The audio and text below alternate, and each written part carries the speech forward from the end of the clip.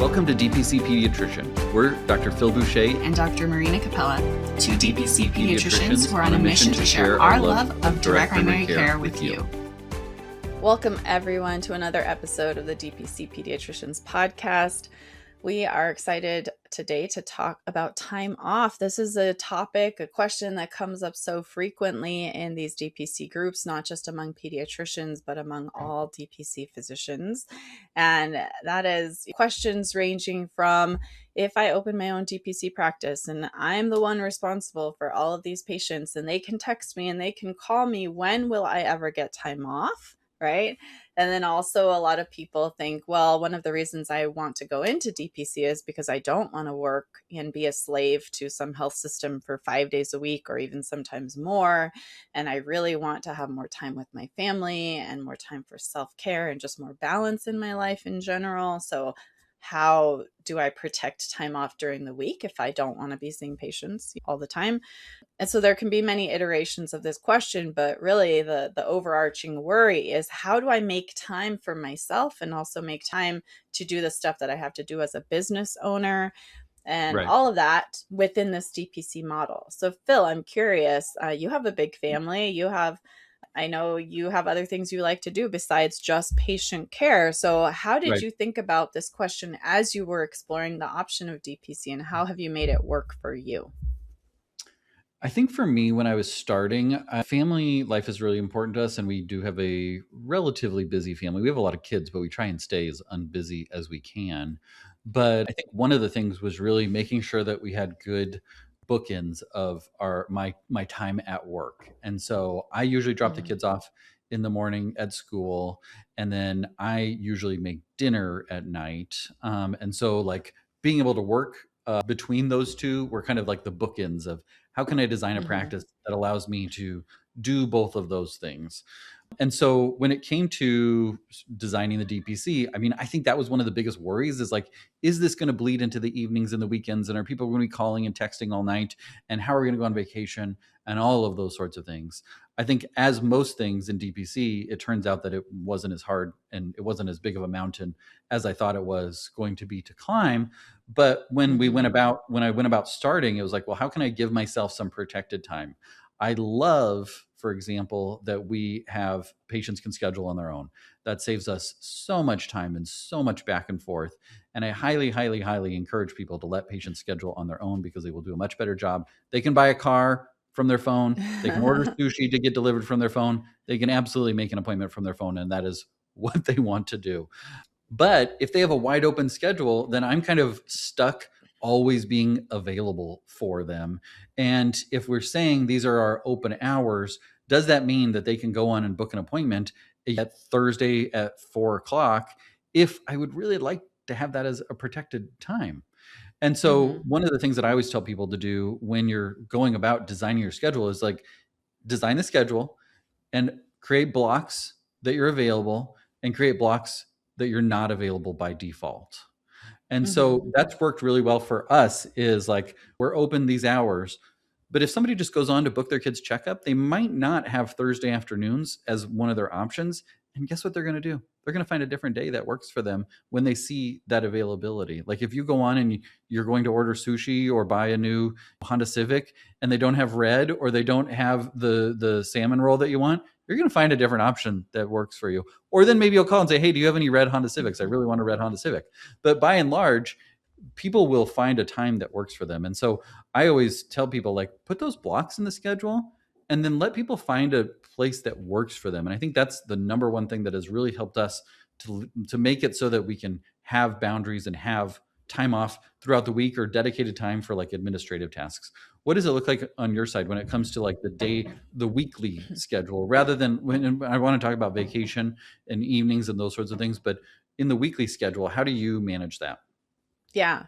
Well, first of all, when I onboard families, I tell them, hey, I'm not in the office every day. So just be aware of that, right? But you can text me, and I'm checking my messages a few times a day during those days. But sometimes I'm at the gym, or sometimes I'm on a long walk, or sometimes.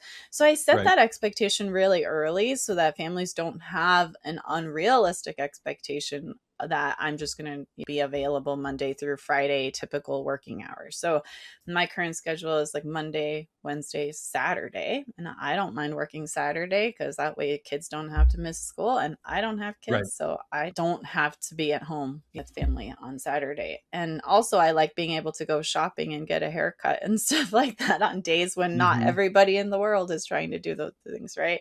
So I set the expectations early.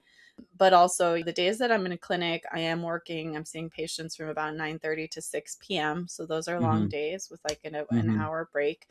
And when I was, it got a little tricky when I was trying to balance my MBA program these last 2 years. Thankfully, that's over.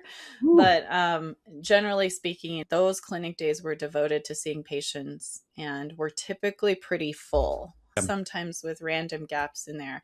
But then those days that I'm not in clinic, I am checking my messages in the morning and then around noon and then in the afternoon. I'm trying to get better about setting a schedule that I don't have to respond right away to every message, because if I'm trying to write something or if I'm trying to focus on a meeting, like I don't want to have that as a constant distraction. So I'm trying to get better about setting the expectation of families. Hey, I'm not going to respond right away. If it's a text message, I will respond within a few hours. If it's a phone, if it's something truly urgent and you need a response within an hour, then call me. That way I can see that it's urgent, right? But yeah, when I first started out, I wasn't scheduling a lunch break, and I learned pretty quickly once I started to get busy, hey, I need that lunch break. Like, it's just ridiculous. You actually need energy. Yeah, exactly. Well, I don't know. Sometimes I fall into the trap of like, well, I'd rather just like work really hard and long. It's kind of like the ED doctor mentality of like, oh, I'd rather only work 2-3 days a week, but work really hard during those. So I had to catch myself in that pattern and say, okay. And that became really important when I started to have employees, because I thought, wait a minute, I'm setting a bad example for my employees when it comes to self-care. So now we have a dedicated hour lunch break.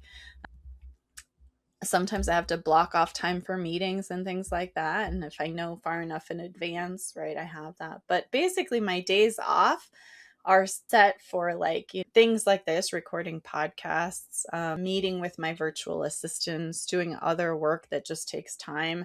But I also during the week, since during the week is sort of one of my weekend days, I also have gotten strict about blocking off, hey, from Thursday at like roughly noon to Friday at noon, that's my protected day off. And that's the time when I can go get a massage, when I can go on a long walk, when I can do something that's just for me. So it does, as you get creative with your schedule, you also have to get creative about how you create those boundaries in your schedule that make sure that you have enough time to do the things you need to do with your family, with your loved ones, for yourself. Because for me, it can really easily bleed into this pattern of, oh, well, technically I don't have anything on my schedule. So yeah, sure, I can put a meeting here, or I can put a meeting there, or I can put something for someone else there. And I had to start to get stricter about those boundaries so that my whole life doesn't become work, because it could easily become like that. Yeah, I think for me the same. If I have nothing on the schedule and I don't have a specific block, and I'm like, yeah, we can add that on, even though I don't really need to. Like, they don't need that acuteness, and I do need protected time to do all the different things. Like, we all deserve protected time. And if you don't put something on there and you just let it bleed in, people just realize like I can just make an appointment like at the last minute. I think it does help for us. There's a couple of different ways at the practice level that we really make it easy to get people to schedule when we're available. And one of them is having dedicated URLs for an acute sick visit versus a non-acute sick visit. So when somebody text messages us, we could, instead of like, oh, let me go to my computer, let me pull up the schedule, let me do those sorts of things. Instead, we just be like, see if you can find a time here and let us know if you can't. And then send them this link that goes to our acute sick schedule that has same day availability. If it's something like they've had a tummy ache and they're constipated, and okay, perfect, that sounds like something that you should come in for, here's the link to schedule, and it sends them to a non-acute sick link that is booked like 2 days out, so that we're not getting filled up with these non-acute things taking up those Yeah. and sealing away those acute spots. I can tell you that 97, maybe 98% of the time, people just book the appointment and they don't say, oh, you don't have anything, or you don't have anything fast enough for me. And they just Mm-hmm. find a time that works. Even like this morning, I was texting somebody and just said, like, see if you can find a time that works to come in for your kid's fever and cough. They go to the schedule, they book it, it puts it into our system, right? Whereas I could have otherwise then been like, does this time work? Oh, I could add on this time. Oh, I guess I could see them at this time.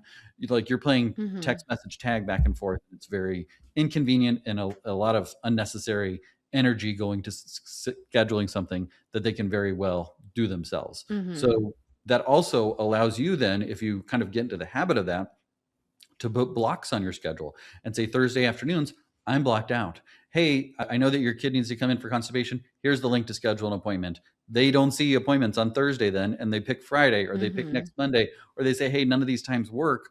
Is there a different time that we could find? You will find that people just find a time that's available to them. And so that allows you then to Mm-hmm. have that protected time for whatever it is that you want to do. And that's worked really well for us to avoid getting into the back and forth. Does 9:45 work? How about 10:15? The vast majority of the time, people will find a time that works for them, and it saves you that mental Mm-hmm. back and forth. How has it worked for Yeah. you in the bigger picture with things like vacation? Or how does that Mm-hmm. work when you're talking about not just like a couple hours here or there, or an administrative day sort of thing, but we're talking in the big Mm-hmm. picture about vacation and time off for a vacation? How have you handled Mm-hmm. that? Yeah, great question. I'll get to that. I did want to backtrack a little bit. The robustness of self-scheduling options is going to vary based on your EMR and the Sure. technology stack that you have, right? So Phil, you're really good at harnessing every power available of technology and inserting those nuances of like you have a different like for this type of visit and that kind of visit, and you've set up your appointment slots so that that works. Not everyone is as sophisticated, including me. And Sure. I started out with Atlas MD as an EMR, and I've seen the newer systems that have more capability, but from a cost savings perspective and from the pain of having to switch EMRs and losing all the data that I have, or Right. like some of the data that I have, it just has not been worth it. And Atlas, unfortunately, the Umbers, if you're listening up, please change this. But the Atlas functionality of self scheduling is pretty limited. So I have to Got it. send them a link, and then it's only 1 hour blocks. And it doesn't allow you to differentiate between acute visits, non acute visits, all of that. Mm, I wish it got it. did. Yeah. So when it's a routine physical and a parent is texting me, my panel's pretty small. Like my members, like I'm at about 150, and that's my sweet spot because of the type of care I provide. So when they need a physical, I'll send them the self-scheduling link, Right. and it's the 1 hour slot. That's perfect. If it's a sick visit, they do text me. It's a little more work for me, but because my panel is smaller, it works out okay. And I say, you know what, I have an open access slot. I put these little half-hour open access slots like in my Sure. schedule once a day so that I know if a member needs me, I will be available, or I can come in a half hour earlier at 9 instead of 9:30 to see them. Right. So I Right. have that worked in my schedule, but I wish I had a more robust thing. I don't need it because my panel is smaller, but if you do Yeah. end up in a practice with more a much larger panel, those sorts of systems are really important to have in place to save you time and energy and your team time and energy. Right. But going back to your question then about vacations, yes, I definitely take vacations. In fact, that's one thing that I tell families at onboarding is like, I really like to go to conferences because I'm always Yeah. learning, and I'm bringing Right. that back to you. And also I take vacation sometimes. So Right. in 2 weeks, in fact, my husband and I are going to go spend a week in San Diego, which is where we used to live. And I feel like my heart is still partly in San Diego. So I just need my time in San Diego at least once or Right. twice a year. So we're just going to be there for a week. I will still be fielding some text messages from my families. And I have a pediatrician who works in my office, and she helps cover for me if someone needs to be seen. If it's something that I can handle over text, then I'm just going to field it.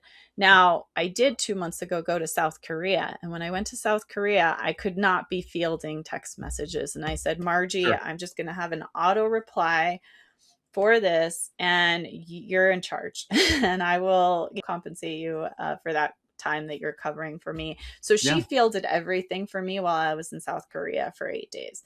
But with this San Diego trip, I'm just going to be working on writing my book and enjoying time by the beach. And so I thought, I don't need to incur the cost of paying her to see all my patients and to field all my messages. Plus, I know Nice. my patients better, and it's faster if I just field it.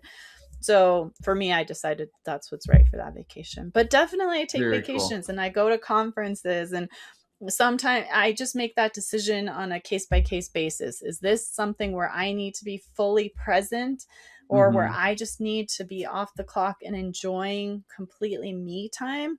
Or is this a type of conference where it's just a 2-day conference in Boston? I'm okay fielding some messages twice a Right. day. Right. So I just play it by ear. And again, I have a smaller panel, so it's not as cumbersome as it might be for someone who has a 3 or 4 or 500 patient panel. If I Right. had that size panel, I would not be doing it the way that I'm doing it. So Totally. yeah. And I think actually, Phil, oh, go ahead. No, I was going to say, I think that makes great. That's really helpful for people to hear, is how you do it and how you are able to say, like, hey, I'm off the grid a little bit versus I'm going to be out of the country and I need to, find something else out. You were going to ask, sorry. Yeah. No, I would also add that I also have a team, right? I have a virtual assistant that fields all new inquiries, right? When I was alone and I was doing all that, it was harder. It was more work to For be sure. fielding new inquiries while I was on vacation and things like that. I have a whole team that's there in the office still when I'm on vacation. They find other things to do typically when I'm out of town, and there are 2 other physicians in the practice that still need things, and so they kind of help them out while I'm gone. That's a whole other complicated story, but that's how it works for me. Totally. But going back to this theme of vacations, I know that you and your family are taking a vacation to Minnesota next week. So tell me about, how do you work it out for yourself? How do you negotiate and plan? I'll start because I have a team now too. So I feel like most people probably don't have as robust of a team as you and I have, because they haven't been at it quite as long. And so so I opened my practice in January of 2021 or 2022. It feels like a long time ago now. I think it was 2022.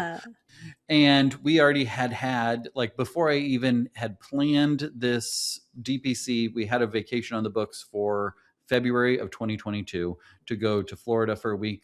We didn't realize it at the time, but it was on an island with no roads. So we had to, like, last minute figure out how to get to the island. So that was its own adventure. And you should, just as an aside, you should really read VRBOs carefully before you book so that you can drive to it. But we had this planned before I even had the idea of DPC. And then it's like, well, what am I going to do? I'm going to be out of town and unavailable. And so we did what you said here was, I had a pediatrician friend in town who I said, can you kind of watch things for me? And I will, of course, compensate you for that. So I paid her. She came over and saw a couple kids that just needed, like, their ears checked or a strep throat or swab or something along those lines, as a way to make sure that people could still be taken care of if they needed it. Obviously, we didn't book any well checks for that week or anything along those lines. It was maybe 1 or 2 kids per day at max. Some days 0 kids needed in or anything along those lines. And I let people know, hey, thank you for joining my practice. FYI, my family and I are taking this trip. I'll send you some pictures when we get back. This is a relationship-based practice. You understand that we are humans and we have other interests and things on our list, and we need to take time for family, blah, blah, blah. Everyone understood, was perfectly fine with that.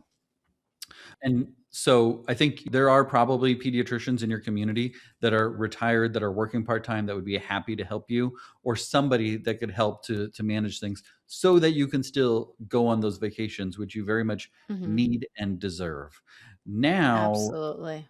At this stage, we have other clinicians in our office. So I have a nurse practitioner that's part-time and a full-time PA that works in our practice. And so it makes it much easier to go on vacation. We just make sure they have enough slots to take on the additional burden of, sick visits or those sorts of things. And if they need something, if they're not sure what to do, then they're going to reach out to me. Like, I'm not off the grid. I'm in Minnesota, but we still have Wi-Fi and the things like that. And they're very competent we've been working together for years.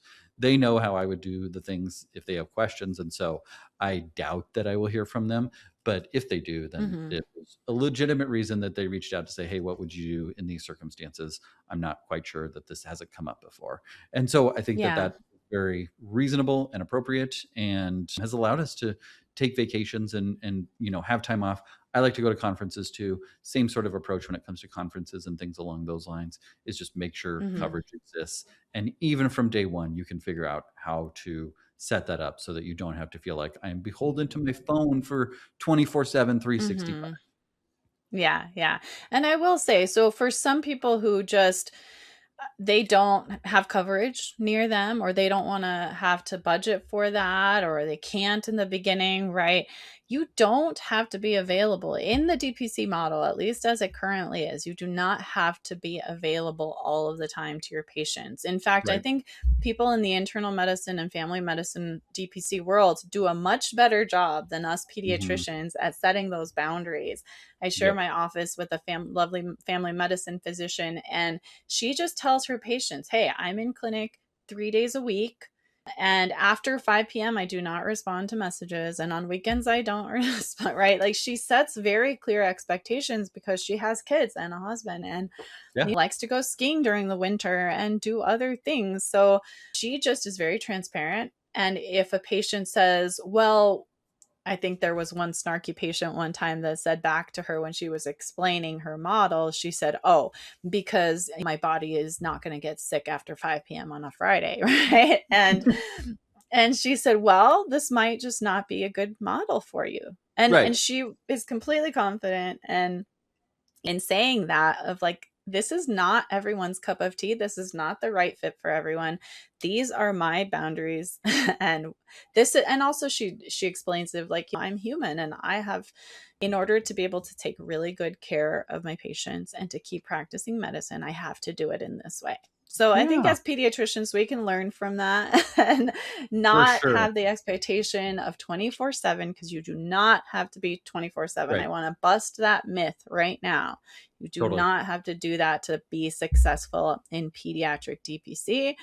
And you can work 3 days a week if that's what you want to work. My colleague Margie, she has kids that she has to pick up from school sometimes at 2, and so she Right. comes in at 9 after she drops them off, and she's done by 2 and headed out.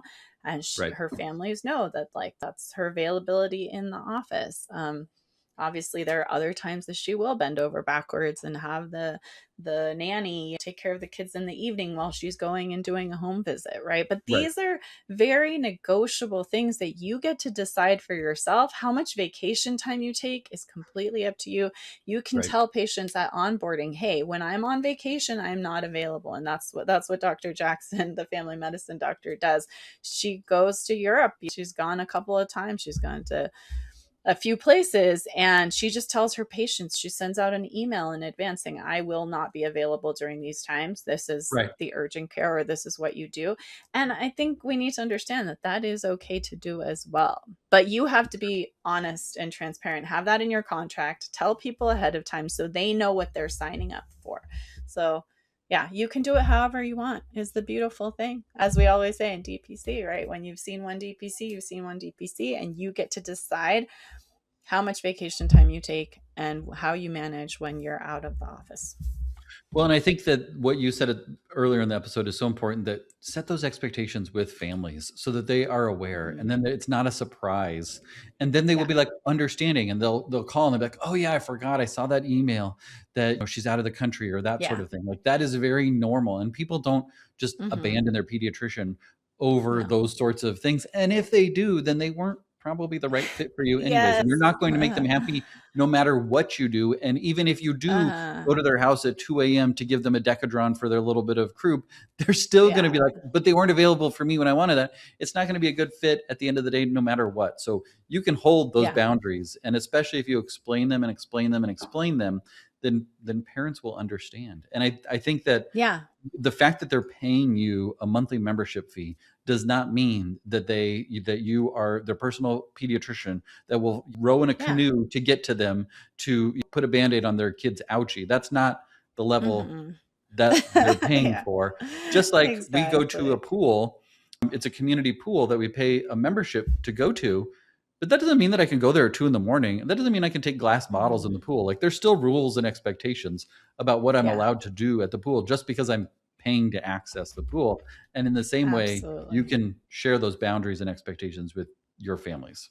Yeah. And if once in a while people try to treat you like you're not human. In fact, this happened to my good friend and colleague Margie, that a family had signed up and they had been members for many months, and they needed something, and the mom needed something in the morning, and she said, well, I can see you this afternoon. It was only 5 hours away, but it was a home visit out to like a town 45 minutes away, and she had patients that she had to see, so she couldn't drop everything and her kids and all that stuff.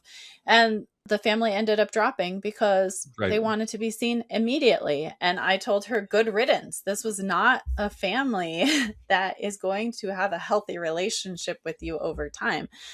And they can go out into the wild west of what else exists out there and try to find someone like you, but they're not going to find it because you already were willing to bend over backwards for many of your families. So it's okay to like lose those types of people once in a while if it happens. I also had someone enroll just a few weeks, I don't know, maybe 2 months ago. They had enrolled through my website before I had kind of closed that off. And then they were texting my VA angrily saying, hey, we enrolled online. And then we were texting her at 2 in the morning and she wasn't responding. Well, I hadn't even onboarded them. So I didn't even know this family like existed. And I said, refund their money. This is not a good fit. Goodbye. Like, I just don't want that energy of that type of family in my practice. Well, anyway, thanks everyone for listening to this episode. We hope you found it helpful. We hope you find our stories and our sharing our experiences helpful in helping to negotiate your own vacation time and your own clinic schedule in a way that works for you. We thank you for listening to this podcast. We love hearing from you. Feel free to put comments in Substack if you'd like. If you have any questions that you'd like us to talk about in the future, feel free to share there, or also in the DPC Pediatricians Facebook group. We also love to hear your ideas. And until next time.